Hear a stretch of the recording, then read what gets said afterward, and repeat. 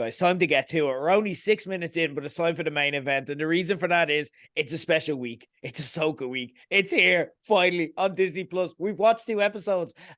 Myself and Jerry got to watch it early as well. We'll talk about that as we get into it. But ladies and gentlemen, it's time to get to it. So let's do it, Jerry. Jerry, just me this time. It doesn't work when 2 of us do it because the lag. Star GERS. It's fucking Star GERS. Just fucking Star Wars. Jerry and Jerry. Yeah.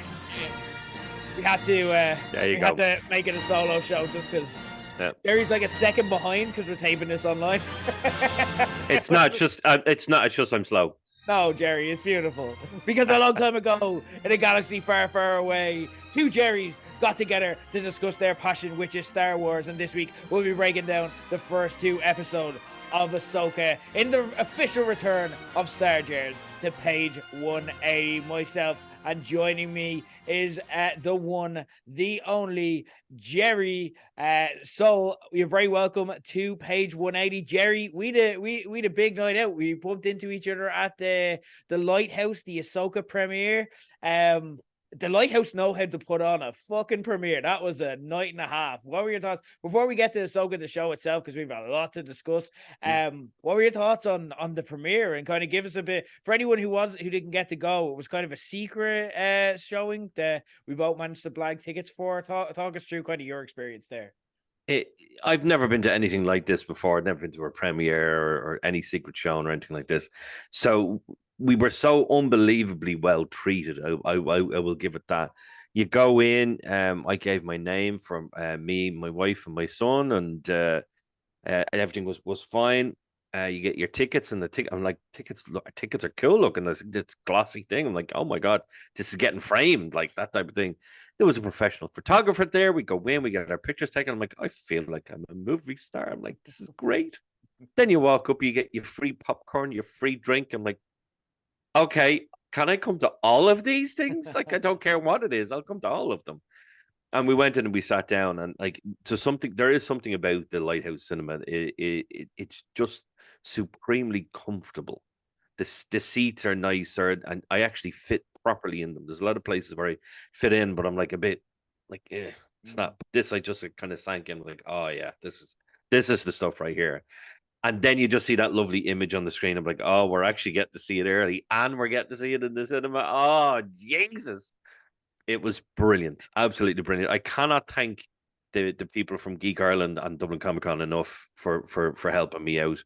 And for the Lighthouse as well, because they treated us so unbelievably well. There was the food before the start. There was a slight intermission between the 2 episodes. We got more food and drink. Then afterwards, a drink reception with food, more food. I'm like, oh my God, just they treat us so well, unbelievably well. And I have to just give the shout out to them, to all the people in the Lighthouse. It was absolutely fantastic. And specifically as well, Olivia from Geek Ireland, my God, like, thank you so much for everything. It was just amazing. And then we got to see the first 2 episodes, and it's just like, I know. And you know that the only thing, right? It was such a like the Lighthouse just know how to do these type of nights. I've been to a few events there, and it's always fantastic, and you always get that special feeling that by the time, because again, they just know how to do everything. Even when you're walking in, you feel special. You see the posters everywhere. You can't help but get the buzz going. You're around people who are passionate for it. Even when you're sitting in your seat, you can hear everyone kind of having their conversations like we have. But then by the time the presentation starts, you're just, oh my God.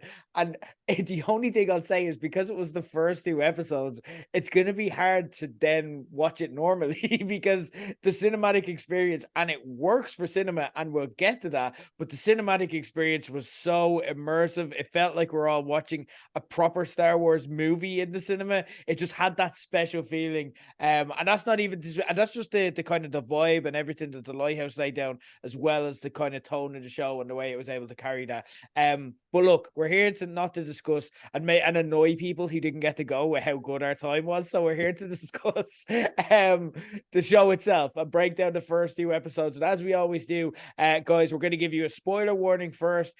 this is a recap show. We're going to be talking about the episodes. We're going to be spoiling everything. We're going to be talking about Clone Wars. We're going to be talking about Rebels. The good news is with this, that this is like a sequel to all of that. So again, there's nothing that we know in the future that you guys don't know, especially if you've seen the sequel films as well, like you know everything that we know. So we're not going to be giving away anything that happens. But if you haven't seen the episodes, make sure you watch them both and come back and listen, and don't give out to me if you get spoiled, because this is your warning. But before we begin to have our discussion, we're going to recap the show as we always do with our alt recap for episodes 1 and 2 of Ahsoka. And somehow there is a map that leads to Thrawn's return after an ominous, I can't say that word, ominously, there we go, I got it, red scroll opened the show. We meet Jedi turned mercenaries Bakan Skull and his Padawan Ivana Sakno as they break Morgan Elsbeth out of a new Republican prison ship, which, going off Moff Gideon in Mando season 3,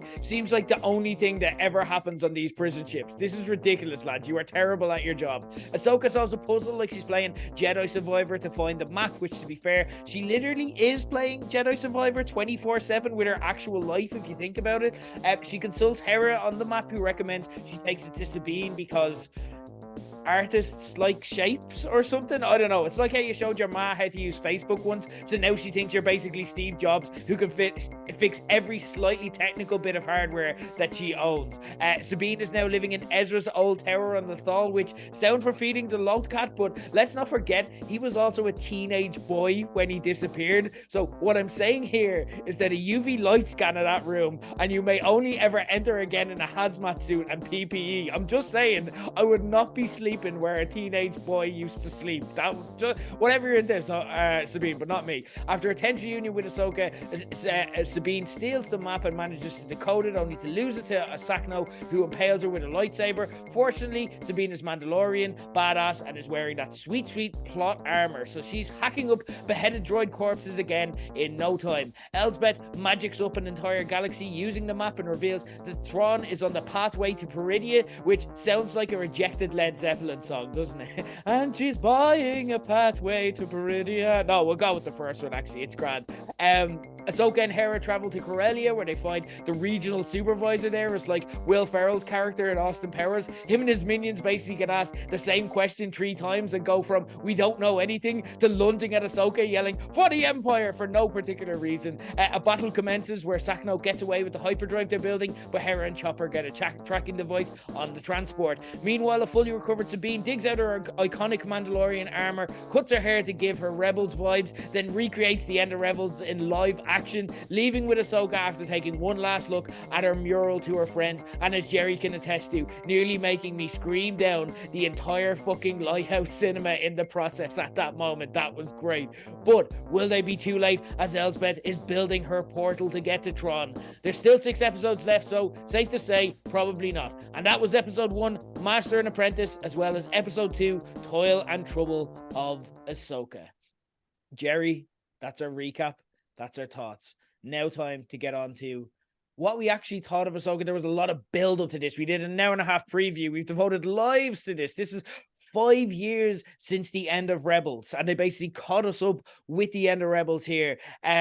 Jerry, last week we put the measures of success we have for this. I was saying it has to be Rebel season 5 in live action, and you were saying to just leave Filoni alone. They're the standards that we set for this.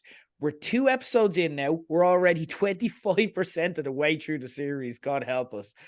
With those in mind, what are your thoughts on the first 2 episodes? And we'll get into the specifics as we go on, but just high-level thoughts with what we set in mind. Is it kind of hitting those marks already? So from what we both said we wanted, so obviously I said just leave Filoni to be Filoni and do his Star Wars magic. And you said it had to be Star Wars season 5. Both of us, both are things that we said. I say to that, so far, so good. Because it really is as simple as that. It's exactly what we have asked for. Mm-hmm. We've got new characters that are absolutely badass. And I do mean fucking badass. And it really is, it's a fucking horrible thing that Ray Stevenson has died, because my God, he wasn't in it that much. He was only in a little bit. And sweet Jesus, I'm like, you hook him to my fucking veins, because his character And like even like we're gonna find out a bit more about him. I think we really are, and it's just been amazing so far. I'm like, Jesus Christ, this guy could be a new big bad. That's how good this guy was. Um, everything from the fucking escape from that ship to Ahsoka finding the map to Sabine opening the map to them going to Corellia and seeing the Star Destroyers and all the bits and pieces, and then you're like, they're not even like this is the thing. This was a thing I saw in that they're not even stealing pieces of normal Star Destroyers. They're stealing SSD hyperdrives. So they're Super Star Destroyer hyperdrives. So these are big bastard things. And just it hit all the marks for me. Was it 1,000,000% perfect? No, there was a couple of little things. Like the lightsaber battle, I think, between the two of them, between Sabine and the other kind of. I'm not too sure. Are we calling her a dark Jedi? I think he might be a bit too young for that. I think Yeah, he's definitely a dark Jedi or fallen Jedi. Which we don't really know for sure exactly what went on there. But their lightsaber battle was a bit. I thought the lightsaber battle between the other masked guy and Ahsoka was like, oh, if this is episode 2 and we're getting this, what fucking else are we gonna see down the line? I'm like, Jesus Christ, this shit's blowing my mind. From the stuff we got in the second episode with Hera and Chopper, I'm like, it's season 5. It's season fucking 5. yeah. I'm like, what? Oh wow, like just completely blowing my mind. To see it in the cinema was absolute. I'm like, this could have been a trilogy of films. Yeah. This could have been a trilogy of films, and they would have made fucking billions, absolutely billions, and it would have absolutely blown the sequel trilogy out of the water. And we're only 2 episodes in.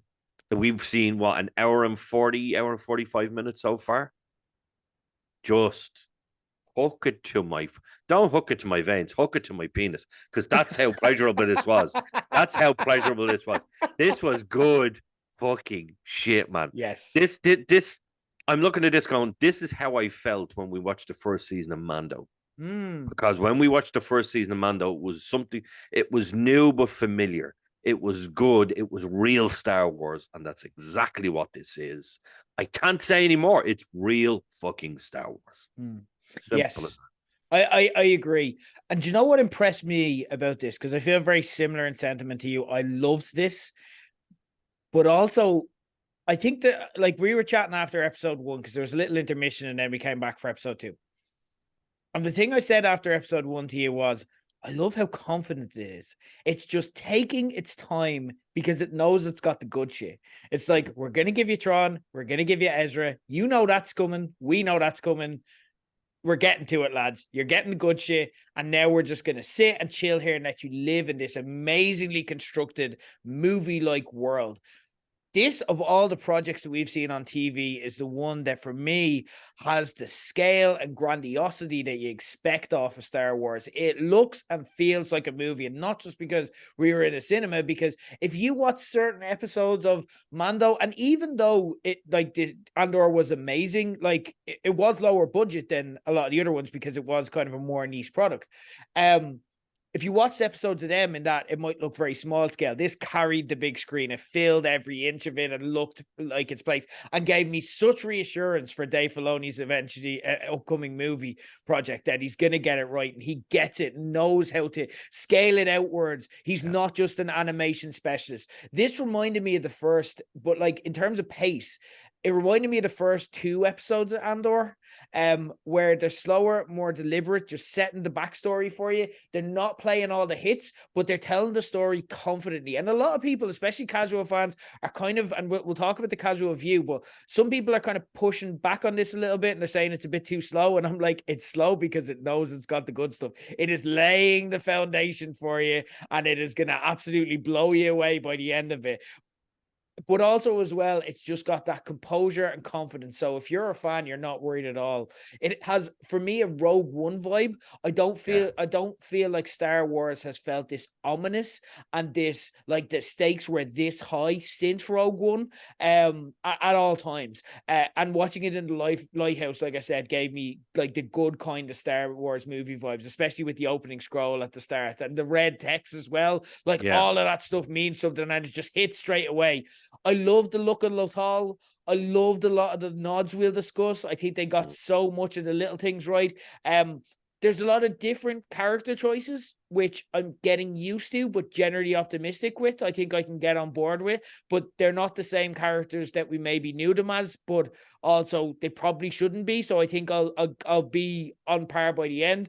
I also like the fact, though, that they made space for humor, with the likes of Chopper and Hu Yang, keeping the fun Rebels vibe, because that's important too. You have to like these characters. You have to want to spend time with them. Part of the fun in Rebels is they are like a family. They just travel around and they're always fighting with each other. You know what I mean? They're always like squabbling. They're always like having little stupid conversations about random stuff like family would, because they're bored and they're traveling most of the time.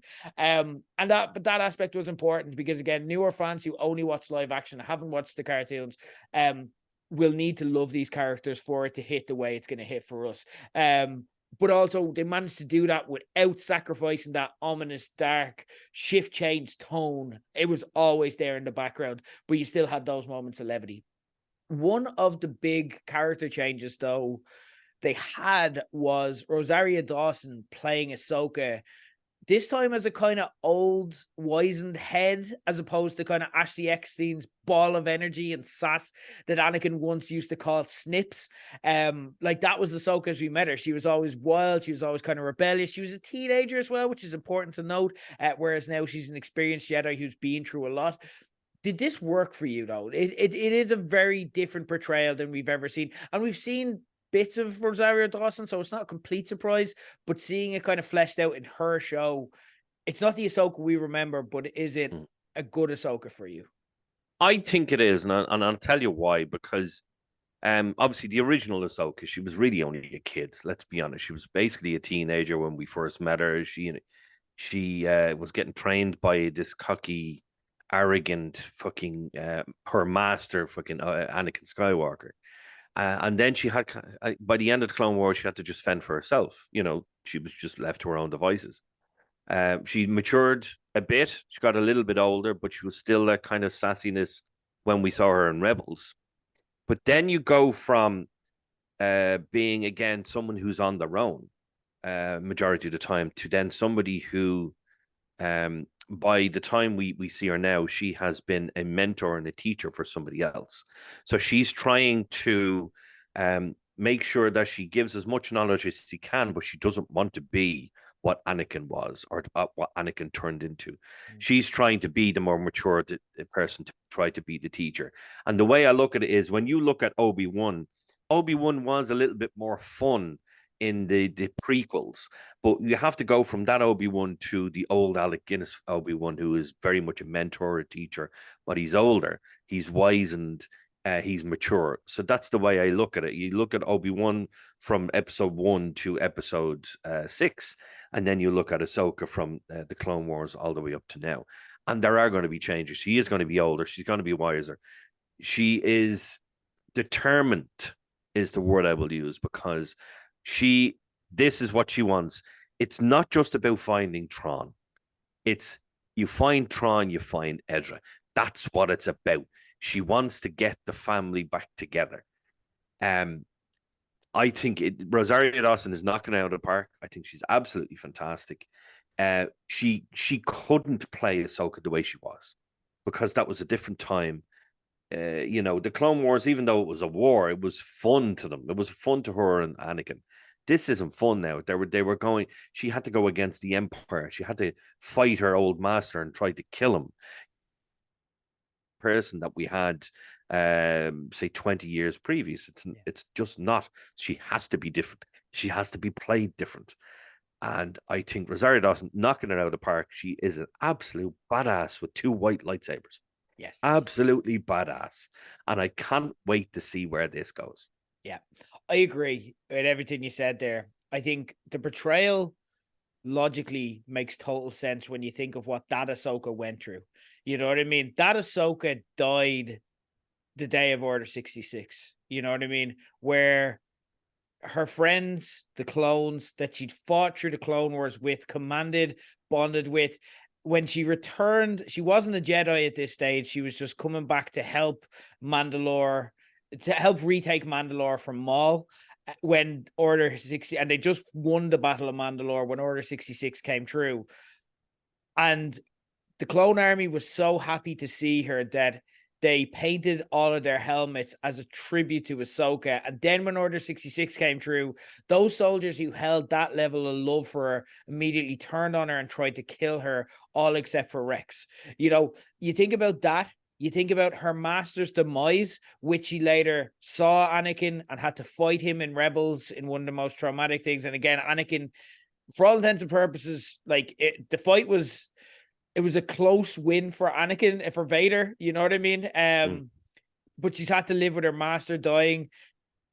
The Ahsoka novel, if you've ever read it, or I recommend listening to, I said this last week, listen to the audiobook if you want. Ashley Eckstein narrates, it's brilliant. She's the voice of Ahsoka from the cartoons. But in that, there's a beautiful passage about the survivor's guilt she feels. And she feels the survivor's guilt because she do at that stage, like it's after Order 66, before the rebellion, she feels it because for all she knows, all of her friends that she grew up with in the Jedi are now dead, and she's alive, and she's alive because she left the Jedi Order, and the guilt that she feels about that decision because she couldn't be there to help them or save them, and she got to survive and they didn't. And all of that just means that she would be a changed person 20 years on. She can't be Snips anymore. I would love to see her be a bit spicy and fun. And I think there are a few knowing smiles she has, you know what I mean? Where she's like, I remember that. I remember being young. I remember being like Sabine. And she sees a lot of herself in Sabine. But she also, like you said, recognizes the danger in that and what happened to Anakin and how, you know, that emotion and how like kind of giving into a lot of those worst impulses, where that can take you. But I would like, that suggested still in there, and I think we will get to see some of the banter. One thing I think they've got very right about her is the power scaling. She's someone you have to consider as strong a Jedi as we've ever seen, and I'm including Anakin in that. And then if you want to go even with Siths, I'd include, like, you know, Vader, Kylo. She's up there with anyone we've ever seen. And in this, she seems to have total control over the Force now, which is just like, they've got the power scale right. She is badass. Never have I seen such a convincingly badass female performance portrayed so well that you're not seeing incels come out and go, well, she's a girl, she shouldn't be that strong. And that happens with every female lead these days. Captain Marvel, every female lead, you have these people come out. But there are two people where I've never seen, three characters I can think of in fiction where I've never seen it, because they're so just good at it and convincing. Michonne in The Walking Dead, the Bride in Kill Bill, and Ahsoka here. Everyone, because she's just so good at it. It's just like, yes, yeah, I believe it straight away. And that is a credit to how Rosario Dawson plays her, how she's obviously committed to the bit, how physical she makes the battles, and how well it's directed as well. So they've really got that aspect of it right. There's other portrayals that we've seen here of characters that are very near and dear to our hearts. We've already kind of tipped our hat to what we think of these as well by saying they've got Rebel season 5 right. But we've seen Hera, who's played by Mary Elizabeth Winstead. We've seen Sabine, who's played by Natasha Liu Bordizzo. We've seen Hu Yang, who's of course played by David Tennant. And we've also seen Chopper, who's voiced by series creator Dave Filoni. It's so hard for me not to do impressions of Chopper. What were your thoughts on these portrayals? Because there were some slight differences and some that I think they got right, and maybe some that maybe people might have issues with. What were your thoughts on these? Trying to go through them all there. I just want to make a quick point about what you were said about Rosario Dawson's portrayal as Ahsoka. She was a very, very badass. But I think one of the very first things you see her do is probably one of the most badass things you could potentially see. Is she's standing on, you know, it looks like an abandoned temple, and all of a sudden she does a quick turn, 2 lightsabers, and then she's down. I'm like, oh, fuck. I was like, that, no, I'm sorry, but that was cool. I'm like, Rosario Dawson's killing it, and I think she's going to continue to kill it. Yeah. Going into basically, let's basically talk about the Rebels crew. Um, there are obviously differences to the way they're being portrayed, but again, just like Ahsoka, they have to be different too. Hera has the love of her life was died. Yeah. She then had a child that was his and had to bring him up during the Civil War. And they're only really just through that now. So that she's going to be changed. Now that she's a full general now and she's, she's seems to be very highly respected in the New Republic. She kind of gets her way in terms of, she's one of the head honchos. I'm like, yeah, no, that is cool. I like that.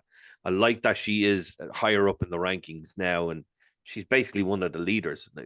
You can tell from the way she was in Rebels that's where it was going to go, and she could potentially be that. She fought at Endor. She was there throughout the fucking whole thing, so she was going to be ever so slightly changed. But I thought the portrayal of her was very good, because she still has a little bit of that kind of sassy Hera from the show. Chopper was exactly the same. Yes. And he was like, "Arr!" Like, where's my? You could literally hear him saying, "Did you touch my shit? Where the hell is my transmitter? What the fuck?" Like, literally, hands at the side. Where the fuck is it? Like, and Hero's like, "I didn't touch your shit. Just is it under the battery?" Oh wait, hold on. Oh fuck yeah, that's where I left it. Sorry. And gets it on. He's like, "Yeah," and he literally did. Yeah, I'm like, you couldn't. Filoni could not have done it any better. Yeah, Just what I would love is no, we're not going to get it, but I would love a proper live action interaction between him and R2D2. I would love that. We're not going to get it. We're not. We might not, if not in this series two. I think that's a good show. Wait, I would love that though. That would be great because the thing is, R2 knows Ahsoka as well. Yeah. They saw each other on the planet where Luke is building the temple. Yeah, I'm sure that's going to go well. Sabine for me was a strange one because I thought she was very good as Sabine. I don't know the actor's name, but she was very, very good as Sabine. But it was a very different Sabine. Everyone has had their sort of different changes and portrayals because of being played by somebody else, and I get that. Sabine, I think, is the most different out of everybody. But it's very relatable why she's different. I don't really. When you look at that recording from Ezra. Thank you. God knows. When you look at the recording and he kind of says, "Oh, you're like my little sister." Ezra spent the entire Rebels trying to bang Sabine. He spent the entire Rebels trying to bang her. It was not even close. Like he says little sister, but I'm like, I don't think that's how she feels. Yeah. She seems overly emotional about this guy, and I think this is not a sister brother relationship here. She loves him. She really fucking misses him, and this has absolutely torn her up. We then alluded to the fact that she was being trained as a Jedi, but again, we haven't been. It hasn't come to it. Is Ahsoka a Jedi? Is she not? We don't know yet. Is she going to say that line that we think she's going to say, which would be, "I am no Jedi"? We don't know. So she was being trained as a Jedi, but purely in the physical arts of a Jedi, like lightsaber training and whatnot, because as it's being said, and it was alluded to even funnily in it, she has zero connection to the Force. Yeah. And I'm going to say zero connection to the Force yet. I think there's a curveball coming there. I think there might it's all going to be about emotion. And obviously as a Jedi, you're taught to not be emotional. It's Sabine. She's the most emotional, sassy little bitch you're ever going to fucking find. And I just feel that something's going to happen and she's going to do something. And it might be a push or whatever it may be. It could be something, it could be completely off the mark there. And I wouldn't mind if it was off the mark because I think her being an armored Mandalorian with a lightsaber is more badass than a Jedi. at this point, because we have to explain that, in 30 years, there are no Jedi except for Rey. I don't know why I did quotation marks there, because she is a real person, but you know what I mean. Yeah. Rey Palpatine, whatever you want to call it. So I think this may be their way of getting around the fact that she's not actually a Jedi. She trained in the Jedi Arts, but she's not a Jedi. The big shock for me was David Tennant. I had no idea David Tennant was going to be. So I'm listening there going, I kept looking at you again. I know his voice. Who the fuck is that? And it's only at the end of the first episode that the credits fucking David. Yeah. Oh my God, it's the Doctor. The Doctor's in Star Wars. Like, Jesus Christ. Okay. This was cool. What was the name of the droid is Liu Yang. Liu Yang. Brilliant. He was in Clone Wars as well. Yeah, but I didn't think it was going to be the same person. Yeah, I'm like, something in my head was like, no, it's not going to be the same person. Yeah. This was just badass. This just like Chopper, exactly the same. That little bit of sass in there as well, like Chopper, the little bit of humor, the way he went and he was like, no, you're shit, basically, to Sabine. No, you're shit. When she's had this confidence of Christ, like she's in hospital because she got the shit kicked out of her. I loved it. And again, like earlier on, he's like that. I love that portrayal, because essentially in Clone Wars, he's just essentially Star Wars Ollivander. Do you know what I mean? He helps them. He helps the younglings make their lightsabers, and that's all we get from him. But we actually got a fully fledged personality here. But now, and he says it to Ahsoka, or he says it to Sabine, where she's like, "I forgot how blunt you were," and he's like, logical, and he doesn't apologize. It's great. I loved Liu Yang. He was great. Sorry. He was fantastic. The fact as well that we did, and as far as I know, I think I'm getting this right. Liu Yang was half CGI, half physical droid, because there are scenes where he's walking around and you're like, right, well, that's clearly CGI. Whereas there's other where he's actually standing there. I was like, that was really well done. I really liked how they did that. I hope they do the same with Chopper, because we only saw Chopper as CGI. And I'm like, no, surely we're going to see a physical Chopper as well. It's going to happen. It's got to happen. Because we did see a physical Chopper in Rogue One. So it's not like R2 and C-3PO were completely digital. They weren't. They were walking around and walking, talking, and rolling the whole lot. But for me so far, the Ghost crew, the Rebel crew nailed it.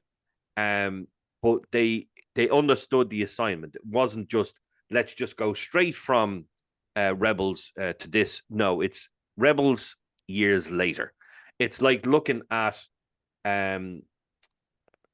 like Zach Morris. He's not the same as he was when he was 16, when he's 36. The very same person, two different times. So there are going to be changes. People are going to mature. People are going to change. Not Chopper, though. He's always going to be a little bitch. And I love it. And he better stay that way. He cannot change. And I'm saying it now. You could literally kill anyone off in this series except for Chopper. Do not touch Chopper. Dave Filoni, I will hunt you down and I will piss in your fucking cowboy hat if you do this. It's fair. Okay, yeah, let's keep Chopper alive. I agree. I don't think they'll mess around with that. Don't mess with a good thing. For me, I actually thought Sabine was a dead ringer for her character, with the logical time changes that you feel.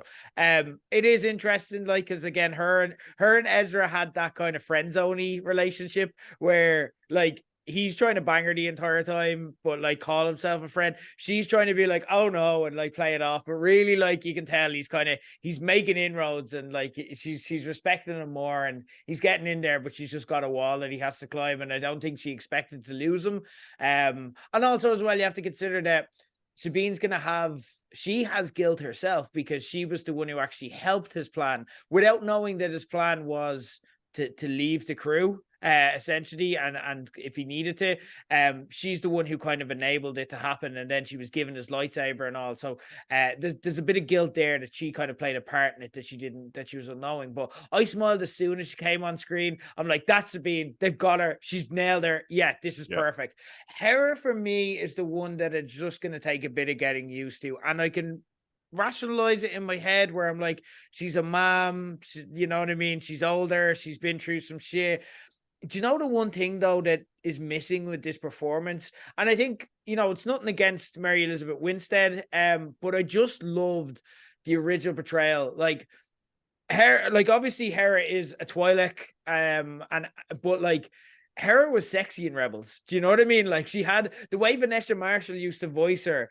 There was that sultry kind of tone to her. There was that flirty tone. She was very affectionate, even in her words. She used to always call, even before like we had a feeling that something was going on with Kanan, she used to always call him love and stuff like that as well.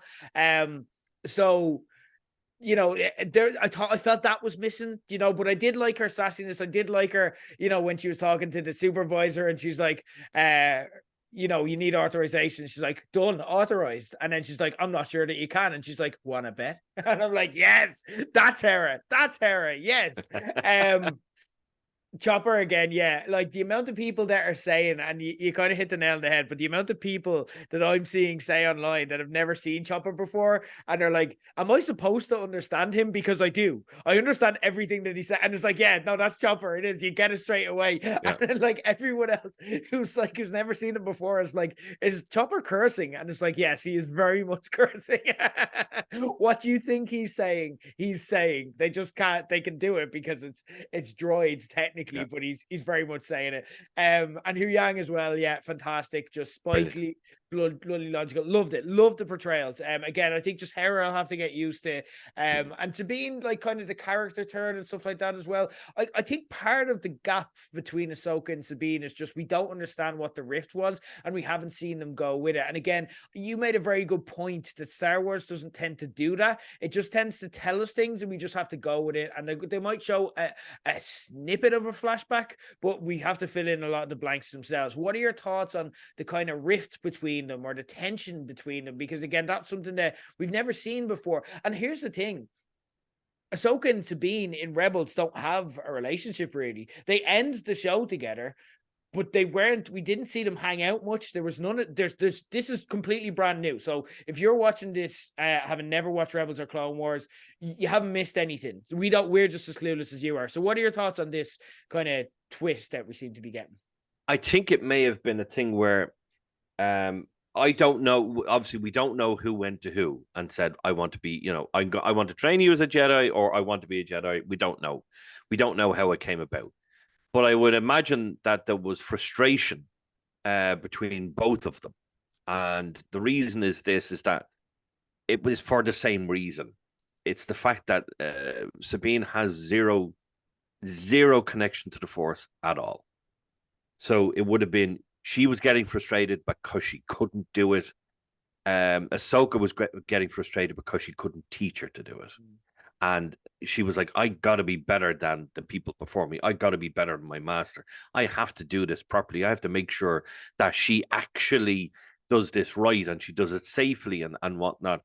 It could have also been the tension between the fact that both of them did want to go and find Ezra, but it's very clear they wanted to do it two different ways. You know, Sabine just wanted to go straight out there. We need to find them. We need to find them. Now, like, Ahsoka's a bit more logical. It's like, we need to figure out how to find them. We need to figure out who would know.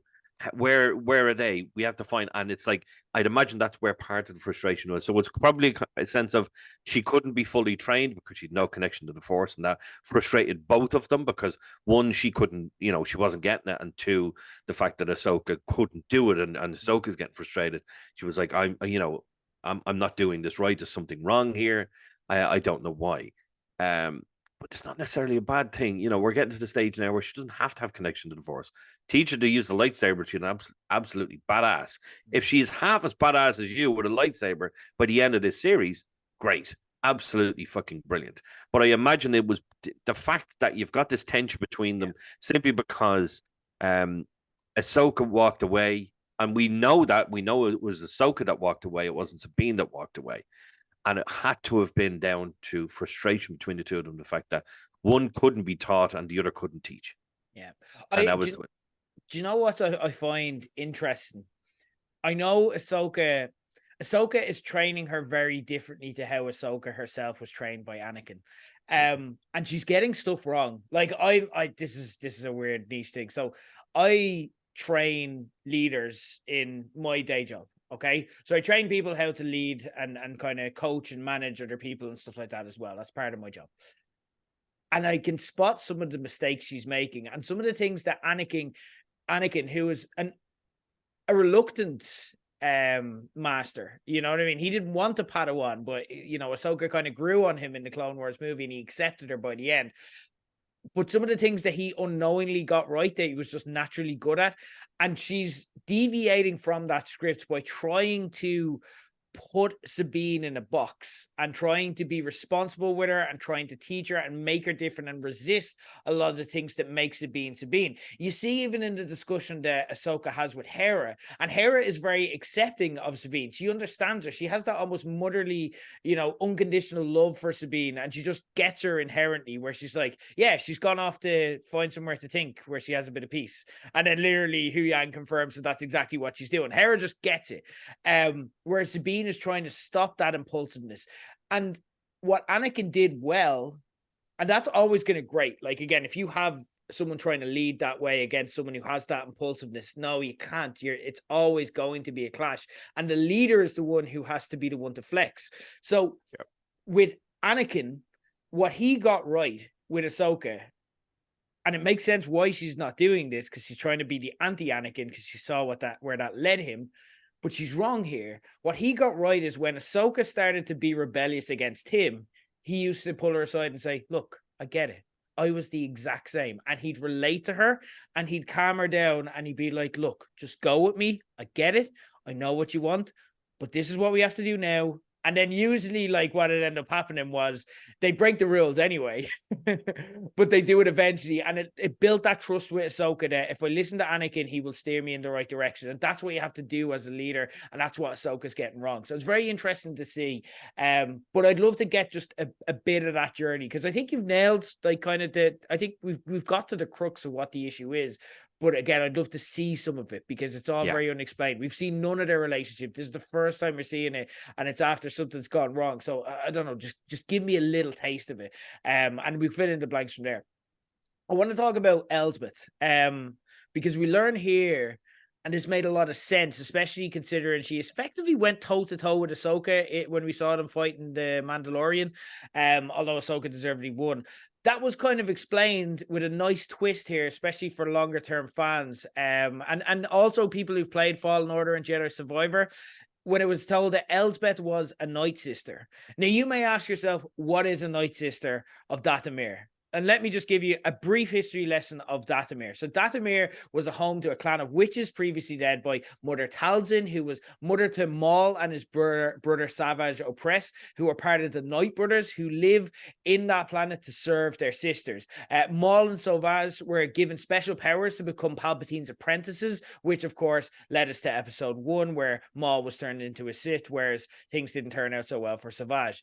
A war with Darth Sidious saw much of Dathomir's population wiped out. Notable survivors include former Dooku apprentice that we discussed last week, Asajj Ventress, who again, deep cut Star Wars fans will absolutely love. She is a cult favorite. And of course, for anyone who's played Fallen Order or Jedi Survivor, the beloved Merrin, who I will just cry if she shows up here. I don't think we're going to get any of those, but they are in the same timeline, and I would absolutely love even just a glimpse of any of them. Elsbeth being a Night Sister, like I said, makes sense of how she was able to go toe-to-toe with Ahsoka in season 2, and makes her a seriously formidable foe, because the Night Sisters possessed of, like, even if you look at Jedi Survivor, and the relationship that Cal, if you play that game and you see the relationship that Cal Kestis has with Merrin and the amazement he has for her powers at times, that's like, Night Sisters are badass. They can go and they have shit, like they can go toe to toe with Jedis, and that's what made Ventress so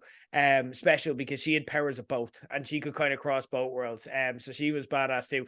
But this really gives Elsbeth chops. So thoughts on her, and also kind of the relationship she has with obviously Bacon Skull, played by the late Ray Stevenson, who that's the person that the episode was dedicated to at the end, who was also the voice of Gar Saxon in Clone Wars and Rebels, who passed away in May of this year, and Ivana Sakno. What are your thoughts on kind of the villains? Well, I have to say it was a shock to me when we're sitting there and both of us, I think, looked at each other and went, "Fucking Night Sister! Oh my god!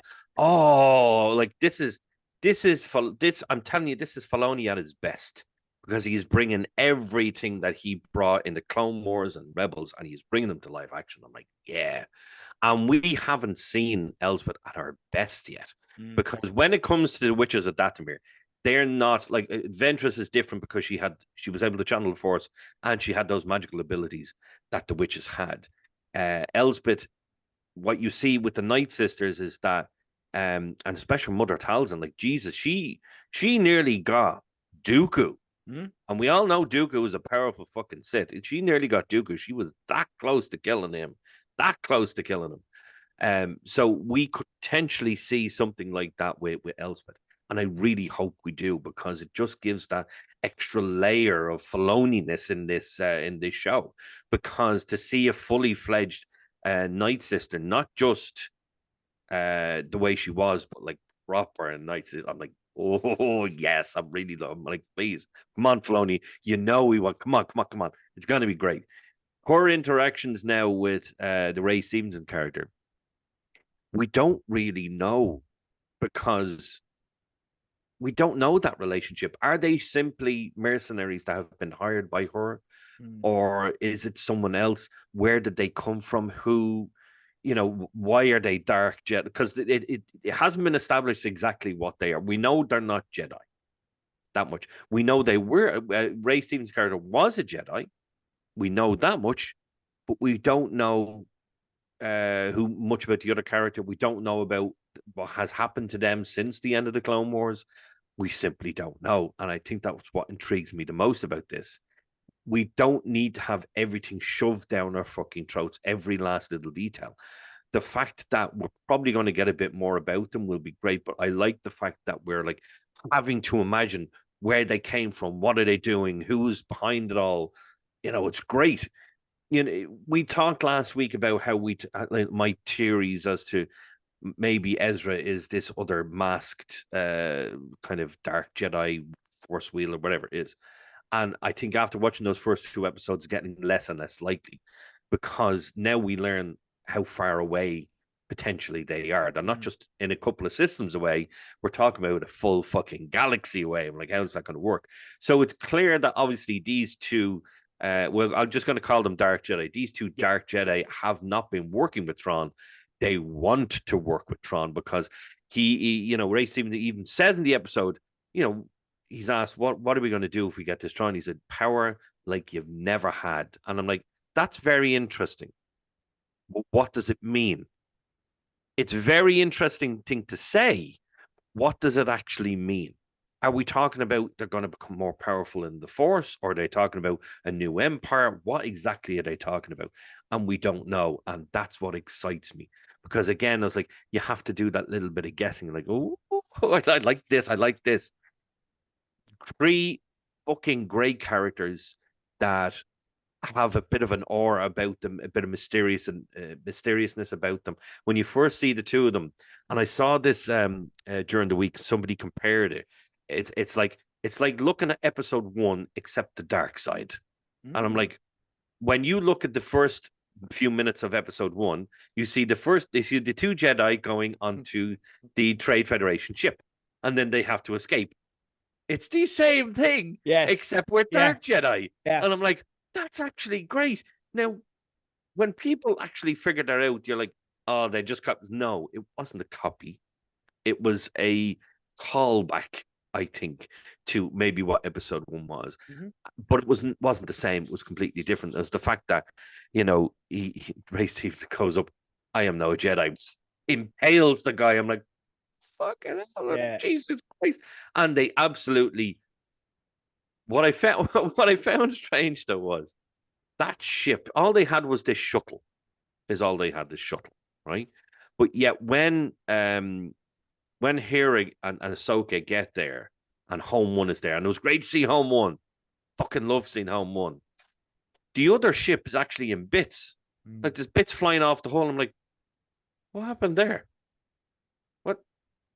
What did they do? That the hull is literally in pieces. Like it's literally, it looks like it's been shot up to shit. Kind of like the way the New Republic transport for Moff Gideon was. That was shot up to shit. I'm like, I think there's more to this. It wasn't just them on the shuttle, so it could be whoever is backing them, wherever it may be. I'm in full fucking idea mode, Love it. So those three characters, it's going to be very interesting. We see from the trailer that obviously Ray Stevenson and Ahsoka, I can't remember Ray Stevenson's character. What was it? Bacon Skull. Bacon. So he is going to have a fight with Ahsoka very, very clearly. But then he has a conversation with her. It was like, few people would see Anakin become what he did. I'm like, oh, so it's we're now at the time. We're now in the timeline. It's a couple of years. It's about 8 years after the end of Return to Jedi. We find out from one of the novels that I think it's about 5 years after Return to Jedi is that it's found out that Princess Leia is Darth Vader's daughter, and it's Anakin Skywalker, and it all comes out. She can never be a senator. She can never be the leader that she wanted to be, so she becomes the general, which is fantastic. But we're getting to a stage now where all this information is out there. So they have this conversation about Anakin. I'm like, that is like that moment, like that's chills. But when you look at that part in the trailer, and I don't know whether you thought it as well, but I thought, are they in the world beyond world? Between worlds. World between worlds. And it's not. It's not that, because we see in the second episode when they activate the map, this thing comes around them. Like that's where they are. They're where the map is. What I'm hoping that we're going to see the world between worlds. I really do, because that's Filoni's baby. He is the one who came up with it. That was all him. Yeah. And that was fantastic. And I saw an interview with him only today. Well, it was from a few years ago, but he speaks that the world between worlds, it's not just about time travel. It's about everything, everyone, everywhere. Yeah, you could see the space. future. You could see the past. You could see your present. You could see alternates. You can see this, that. And I'm like, oh, this is cool. This is really cool. I hope we get to see a bit of this in it. But we will call them our bad guys at the moment, because we haven't seen our big bad yet. And I knew we wouldn't either. I knew we'd be mentioned, but I knew we wouldn't see him in the first two episodes. Absolutely on point. 3 new characters. I know we'd seen Elspeth before, but she's been now starting to flesh her out a bit more. Yeah. Loving that. Absolutely loving that. These 3 characters, very mysterious.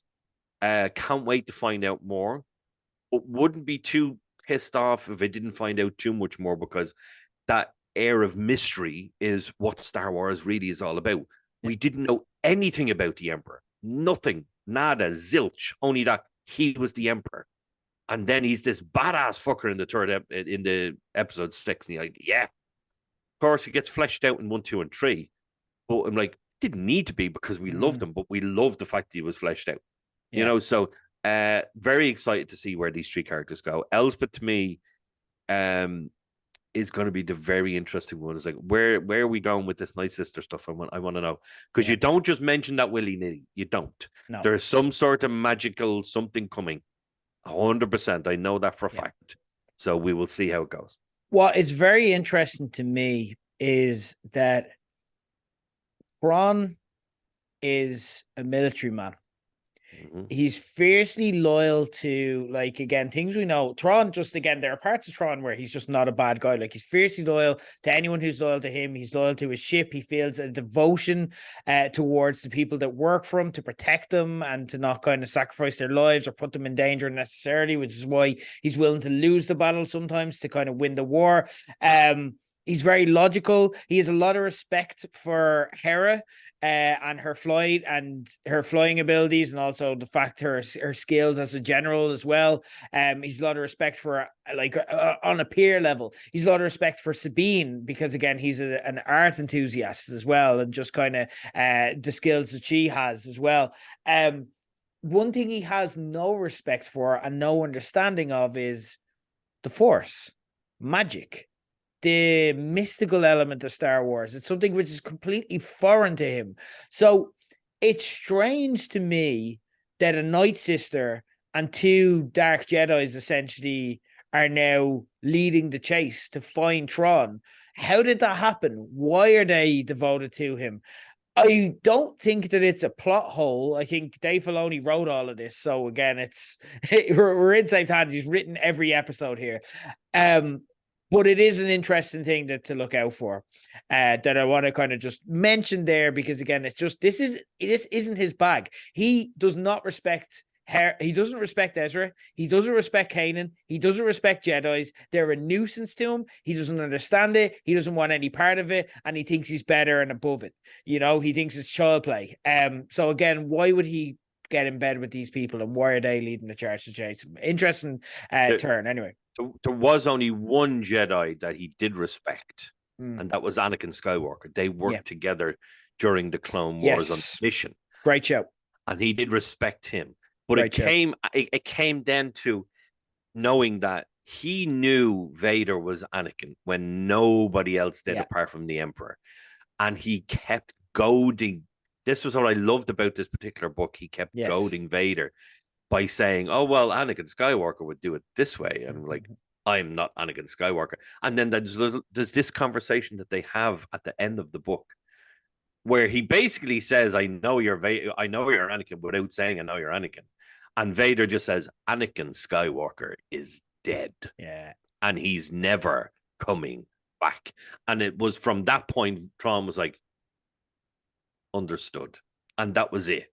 And but he was the only Jedi that he actually respected. Yeah. Whereas every other Jedi is, like you said, there is a nuisance. It's something that force powers, would you fuck off? Yeah. It's all about the the moment. Yeah.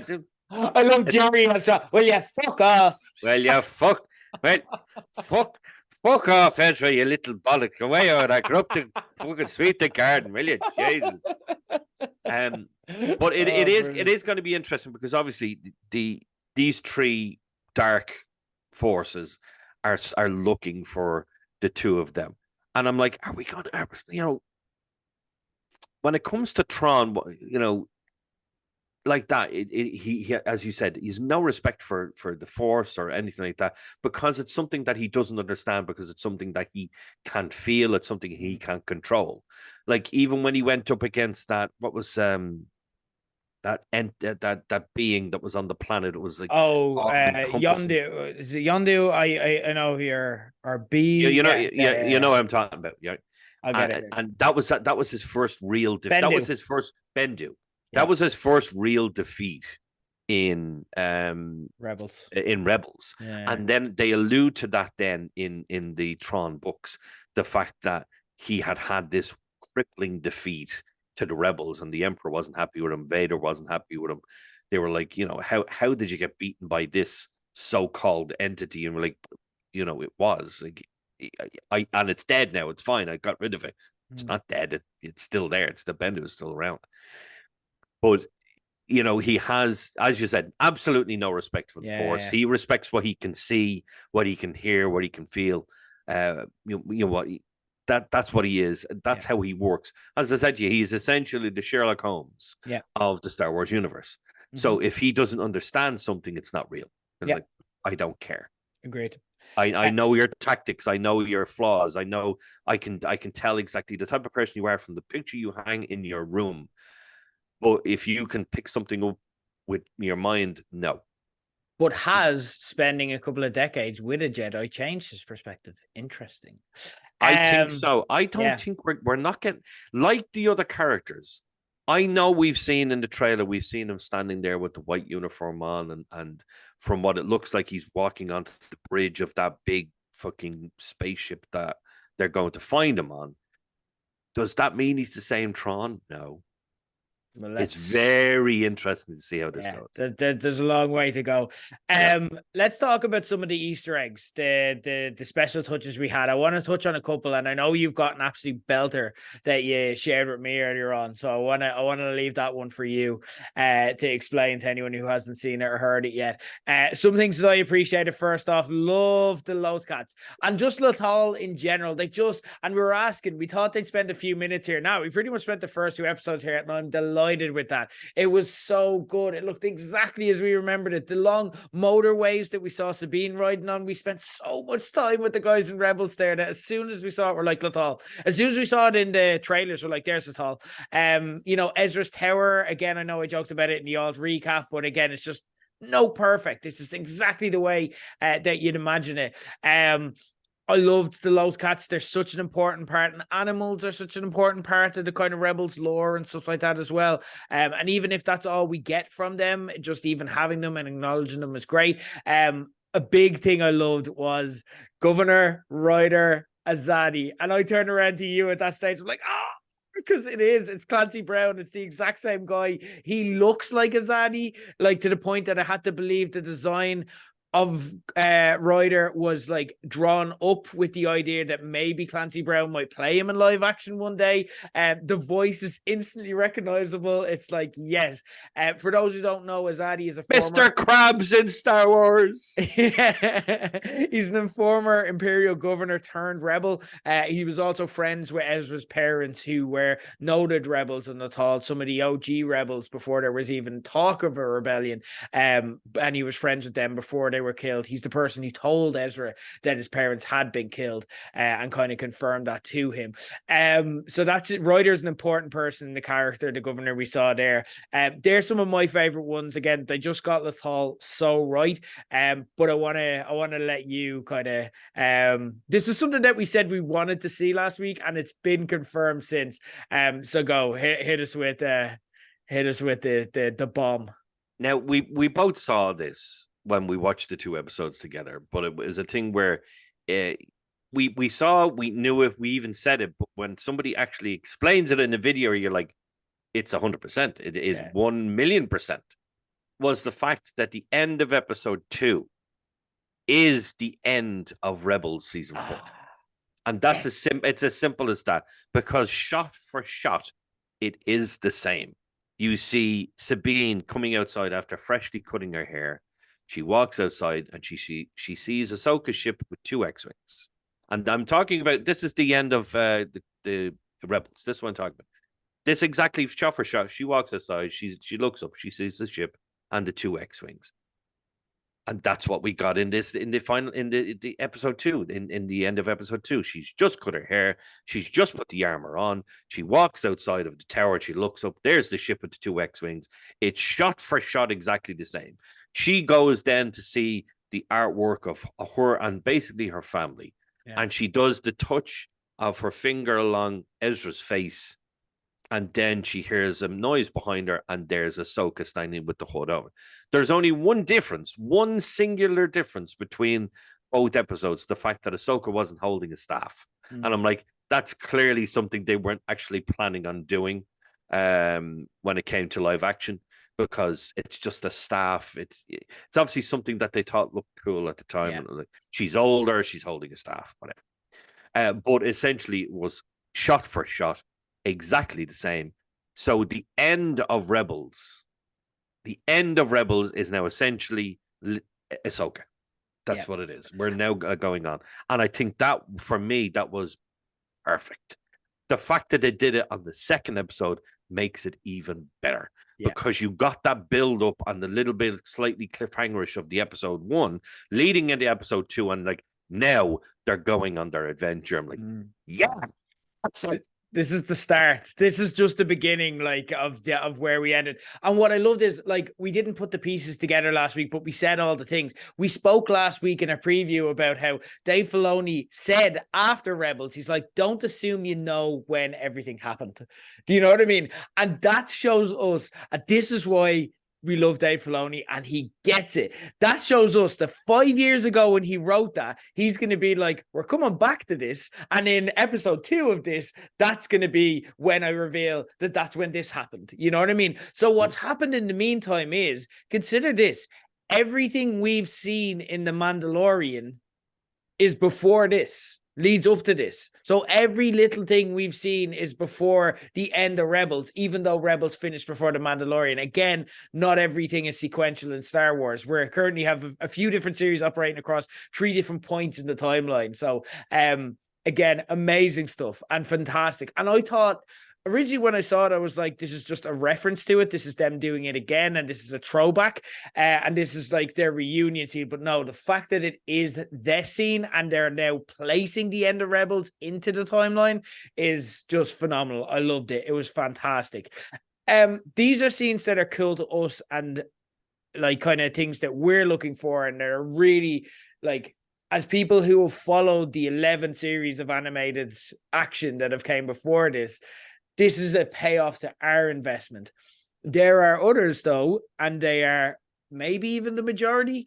They are maybe even the market who, though for the record, I want to add this, and this is something I only learned this week. The Clone Wars after The Mandalorian is the second most watched series on all of Disney Plus. And yes, I'm including all of the Marvel TV shows in that. So maybe the market isn't as small as we thought.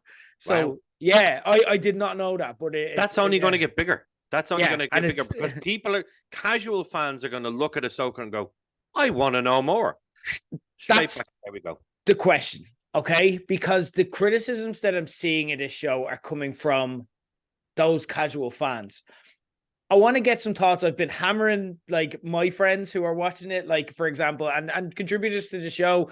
I've asked Tom at Pop Gut Pod to get back to me with his thoughts when he gets a chance to watch it. I was talking to Kev Keane, who obviously we covered The Last of Us previously on the show with, his thoughts, and he's a fan, but he's like, I love the show, I get it, but again, I just think I'd love it more if I watched the previous show. So I think he's someone who may go off and watch it to get that appreciation. I think there will be a lot of those things, and it really depends on how the 8 episodes pan out, whether it inspires that deep dive or if it like kind of just puts people off.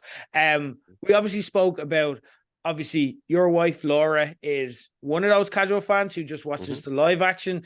What were her thoughts kind of coming off it, and how did it sit with her? Did it alienate her a bit in places, or is she in and kind of wanting to know more? I think she's kind of middle of the road. Basically, when we watched the first episode, I kind of turned to her. I said, what do you think? She was like, yeah, this is really good. I says, oh, good. I didn't want to say any more. Didn't want to interfere with what she was thinking. So after the second episode, I said to her again, I said, right, so how are you thinking? Do you understand it? She's like, yeah, I kind of get it. She's obviously, I don't know all the characters. They're from something else. She says, but I get it. I said, would it make you watch it? She was like, she's just not a cartoon person. Mm-hmm. Unless it's the South Park, Family Guy, that type of thing. She's not a cartoon person. But the fact that she said she feels she doesn't need to watch the other thing. She's getting enough information to be able to go, right, okay, these are people that know each other. They're from another part of Star Wars. They're going to go look for someone else, and he was a Jedi. That's it. So for her, it wasn't pissing her off. It wasn't like I need to know more. And no, she's very happy with it. She's loving it, and it's kind of a sense that what she got from The Mandalorian that first season, she's getting from this. The same type of feeling that like this is going somewhere. It's really good. It's great writing, great characters. The development is there, and we're only in episode 2. Yeah, she's very happy with it. Like I've never pushed Laura to watch Star Wars or anything like that, and to the point where when we first started talking about it years ago, no, I'm not interested. I don't want to watch it. I was like, that's fine. You don't want to watch it. That's fine. That's my thing. It's not your thing. Yeah. So I remember when we were living in her old house, I was upstairs on the PlayStation. She comes up. She's okay. I watched them. I was like, watched what? What you watch? She was like, I watched them. I was like, watched what? So watch Star Wars. Like, all of them. What? How do you do that? Like without you noticing? She would hear me coming downstairs. She changed the channel, and I'm like, you crafty fucking bitch. So she said she watched it in what would be meant for her. Obviously, old school fans would go 4, 5, 6, 1, 2, 3, 7, 8, 9. Yeah. Whereas this was before 7, 8, 9. But she watched it in the order I think George Lucas wanted you to watch it in, which was 1, 2, 3, 4, 5, 6. She watched it like that. She really liked the prequels, because they were newer. Yeah, she's not overly a big fan of old movies. Yep, and essentially it's a 70s. The first one's a 70s movie, or it's two of them 70s movies. I felt the same the first time I watched Star Wars. Straight up, and look at me now. Well, I felt the exact same. But she was like, she didn't love them kind of the way I do or you would, but she was happy. She was like, okay, no, I like that. Obviously, she knew where, this whole secret about Darth Vader and Luke Skywalker. Who doesn't? But she was, she got to the end. She was like, yeah. And she was like me. She kind of liked the last one better than the other two. That's my opinion. Then she really loved the likes of Attack the Clones and Phantom Menace. And then, of course, Revenge of the Sith. Loved Revenge of the Sith. So then she said, okay. She said, so when's the next one out? Now, this was a few years ago, and I was like, oh, well, the Disney are going to be making them soon. and we've gone to see everything since. So Love it. every film we've watched, all the live action stuff from Andor to Mandalorian to Boba. Me and her both liked Boba, whereas I know a lot of people didn't like Boba, and we've had our discussions on that as well. Yeah. But for us now, she was like, "Okay, I'm in with this." Yeah, Nice. so it's like every Wednesday now we have something extra to watch. Our night for watching stuff is Wednesdays. Yeah. And we've been watching What We Do in the Shadows. Love it. And I love that show to the point where I want to do a Laszlo cosplay. Yes, I can see it. I need to get the voice down, though. I haven't got it down yet, though. Not from New York City. That's all I can do. That's literally all I can do. But she was like, "Yeah, okay, well, we can sit down now and we'll watch Ahsoka now every Wednesday." Now, obviously, we've only got it for 6 weeks. Yeah, 6 more weeks. But it's going to be an exciting 6 weeks, and it's kind of like the other Star Wars shows. You know, we got 6, 7, 8 weeks, whatever it was, and you're like, yeah, it was like something you look forward to every week, and she's looking forward to it now next week. The only problem that we have about this show is the fact that we watched it on Monday, 2 days before everyone else, but we have to wait longer to watch the next one. Yeah, I get I'm like, you bastards. Yeah, you only have to wait a week. We have to wait 8 days, 9 days, whatever it is. But yeah, she's liking it. I've talked to other people that some hardcore fans loved it. Some who aren't hardcore fans like that would just watch the live action stuff. And they're loving it as well. Sorry, you're on mute there. I'm muted for some reason. Yeah. I haven't heard. I have from people I know anyway. Zero criticism of the show so far, which is fucking amazing.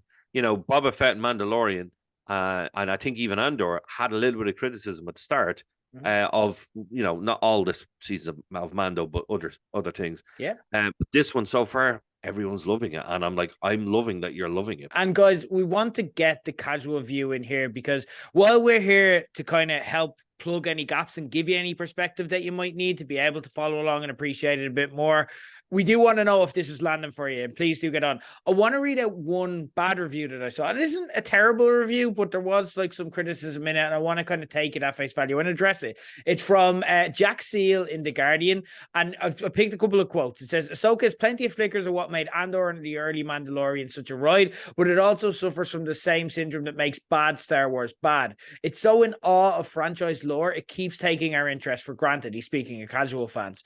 It all happens at such a measured pace that if you haven't come to the show primed to enjoy every little thing Ahsoka does, enthusiasts have spent more than a decade watching the character develop in the animated series Clone Wars and Rebels. You might wonder why you've just had to spend several minutes watching a woman find a map. Now, there's two things here. There's one thing where I'm like, I kind of get how, particularly episode 1, the Filoni episodes that he directed, he's written all of them, but he directed that episode, and he's directed, I think episode 5 he's directed as well. I kind of get it in that it might seem slow at the start. And there are a lot of points where, and I think that's something that Kev Keane even said to me, where he's like, yeah, there were obviously a lot of points where I'm like, this probably would mean a lot to me if I'd watched the preamble. So I do hear that. On the other hand, there's this. You've chosen to jump into a show at season 5. You don't really get to criticize the show because you don't understand it. If you jump into any show at season 5 and you don't understand it, that's kind of on you, and it's not on the other person. And essentially, these episodes have confirmed this is season 5 of Rebels. This is what we're doing. They've backdoored a lot of people into watching Rebels here. So while I appreciate if people are like, no, this isn't for me, I don't think you get to be like, this is bad Star Wars. And that threw me, because I'm like, I've seen plenty of bad Star Wars. This is not bad Star Wars. This is good. This is like Star Wars operating at the peak of its level. I'm not going to say it's going to be up there with Andor. Andor has such incredible moments and incredible writing at times. Like, I'm yet to see anything that'll approach some of the like just unforgettable lines. Like you think of the speech that I'm blanking on his name now, but the guy gave about what it costs to be part of a rebellion and what it takes from you and how you'll never get to enjoy your life, but you're doing it so future generations will, and so on. And how it erodes your soul. You think of speeches like that. You think of like, you know, quotes like "That's just love, nothing you can do about it." It's just like they just hit you like a ton of bricks. You think of like I can't swim. You think at that moment and you're like, oh, and it just floors you in a second because the line is so poignant. Like there's nothing to say that this is at that level of writing yet, but there's nothing to say that it won't, and they won't have those poignant moments.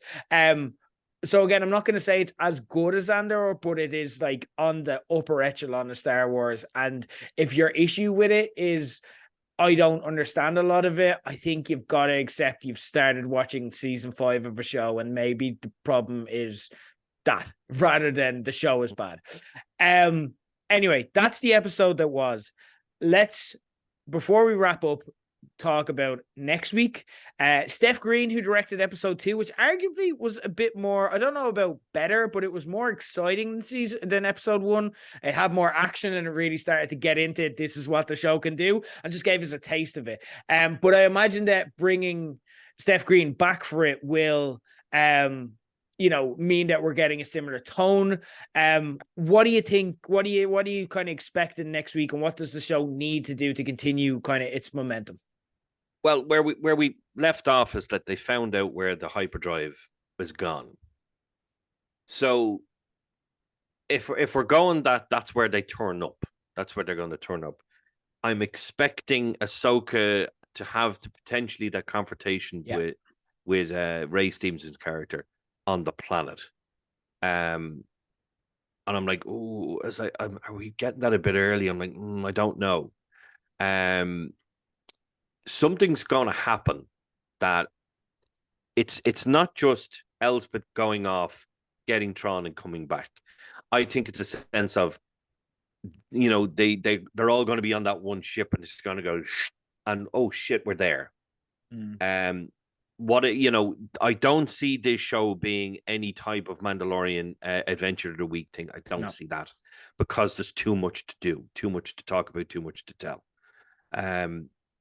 I think we're gonna get maybe an episode or 2 away from the Ghost Crew, essentially Hera and Chopper.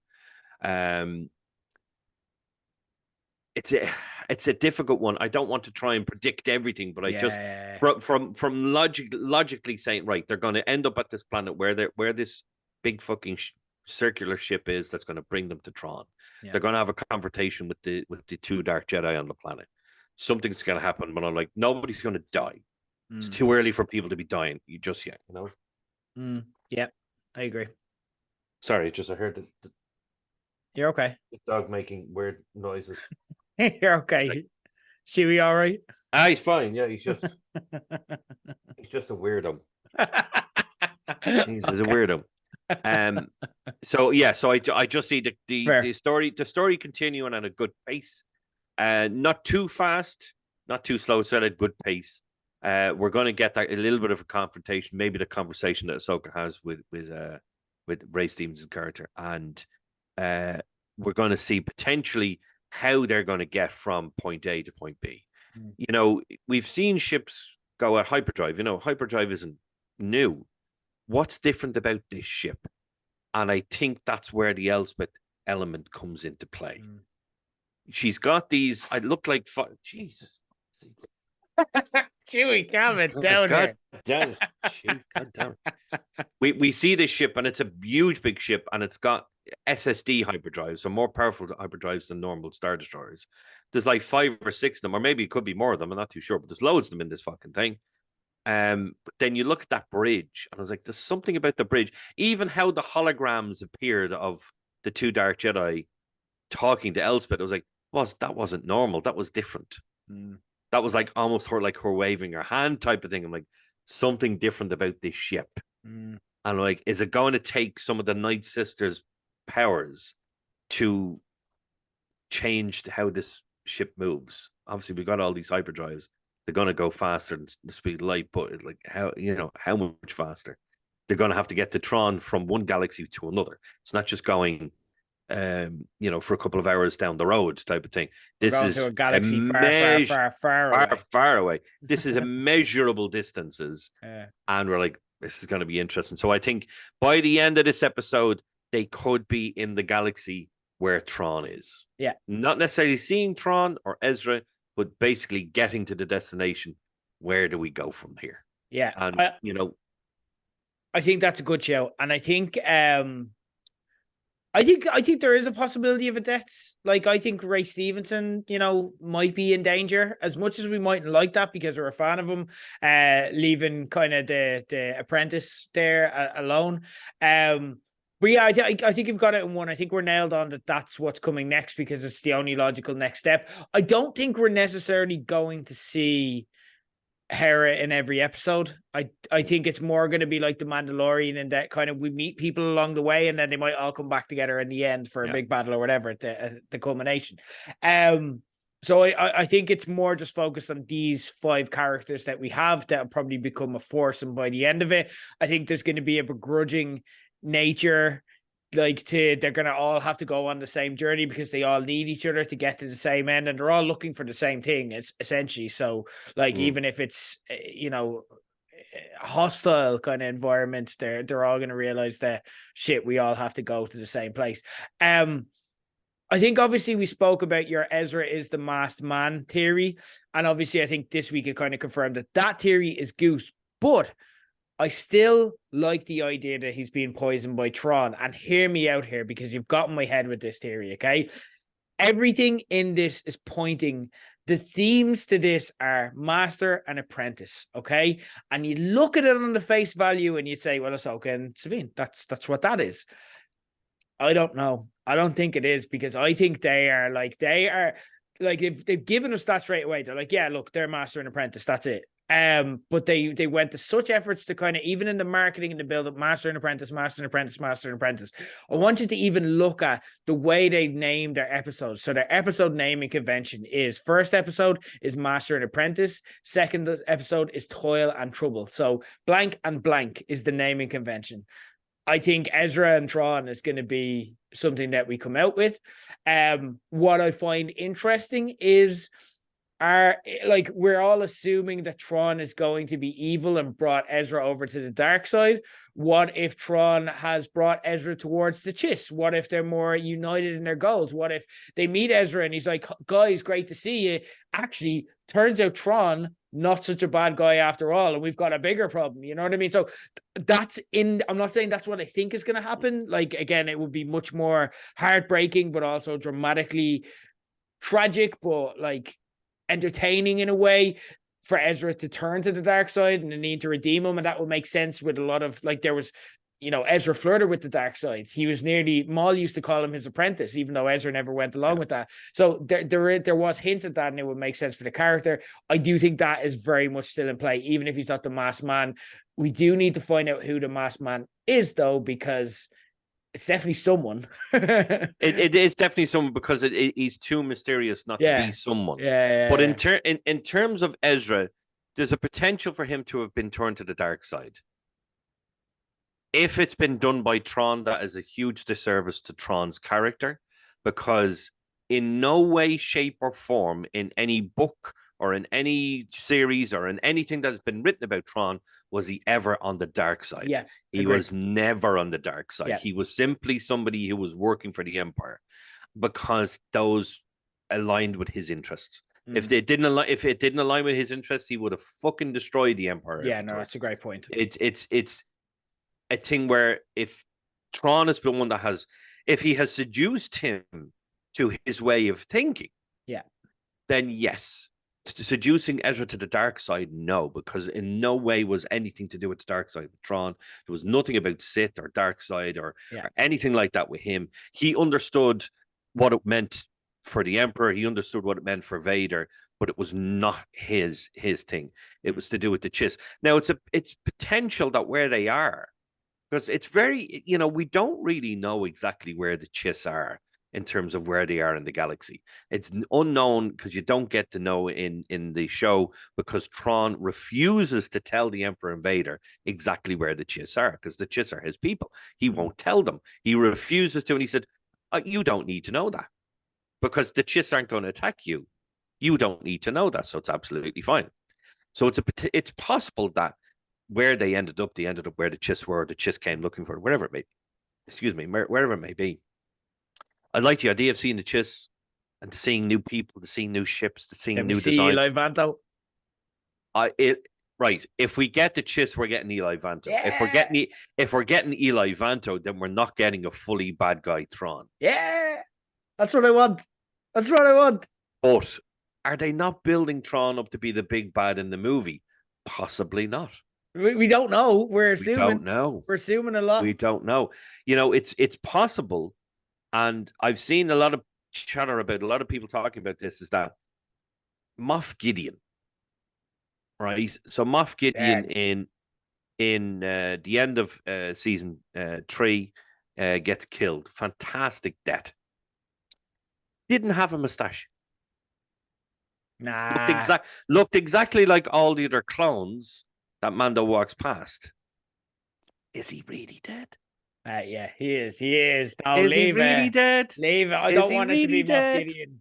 No, I think, like, again, it could be something to do with the Grysk. It could be like, there could be a total different, you know what I mean? There could be a bigger problem here. It could be the rise of the First Order. It could be, you know what I mean? We're in that zone where, you know, we don't know what is coming up next. It is most likely that Tron is going to be the bad guy. They've invoked Heir to the Empire. But hold on. They're in the previous books, what are they known as now? The you know, the books that aren't canon, the Legends books. There you go. Obviously, you there's Tron books there. That's where he originated from. But there was something that happened after Return of the Jedi, when there was a new Jedi Order, blah blah blah blah, that the Imperial Remnant and the New Republic had to join forces to take on a particular enemy, and they were the Yuuzhan Vong. And I think I got that name right. I'm not too sure.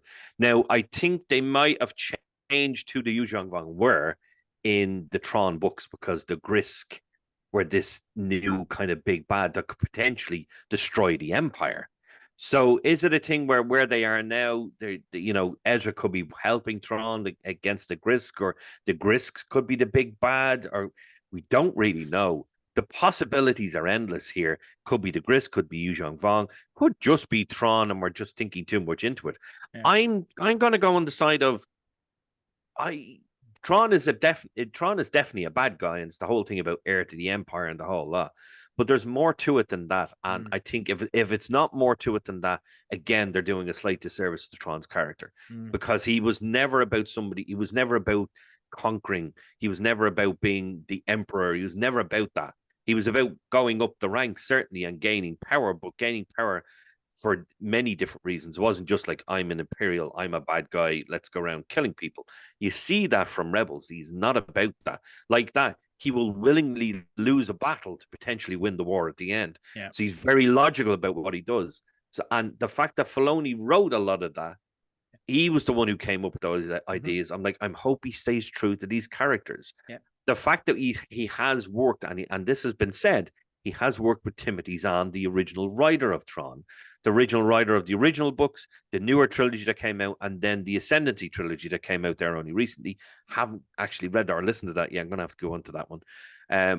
Zahn would be like, this character can only go in one direction, or in one way. You can't turn him to the dark side or anything like that, because, you know, Tron be like, it's off. It's very interesting. It's going to be very interesting to see exactly how Tron is written. I know he's going to be acted amazingly, because he was acted by the original voice actor, Mr. Mickelson, and just that's going to be fucking incredible. So it's a very much exciting waiting see situation. But as I said at the start of this episode, I started the show. So, Christ, what did I say? So good. So far, so good. So far, so good. good. Yeah, interesting times indeed. And look, obviously, we may be overthinking it, but that's part of the course of this story. For those of you who don't know as well, just to give you a bit of context, the risk we mentioned there, a quick explainer of them, they're basically Star Wars Borg. That's what you're talking. You know what I mean? Like, if for a close comparison, that's essentially what you're talking. That's where they kind of fit. We shall see anyway. I will be here to discuss it every single week, Jerry. It's an absolute pleasure to discuss this. And you know what? Usually, what we do and what we did with Mando was we get so hyped up on this that like it sets us up for failure that it can't be. But I think we're in a series where it's going to pay off what we want. And like, even if it's not what we think is going to happen, it's going to be better and we can trust and enjoy. And coming off the last series that I recapped being Secret Fucking Invasion, although I had fun recapping it with Dan, it's so nice to be back and loving a series again and being able to have these conversations. I can't wait to have 6 more with you. The one and only Jerry Soul, thanks for joining us here on page 180. Looking forward to more.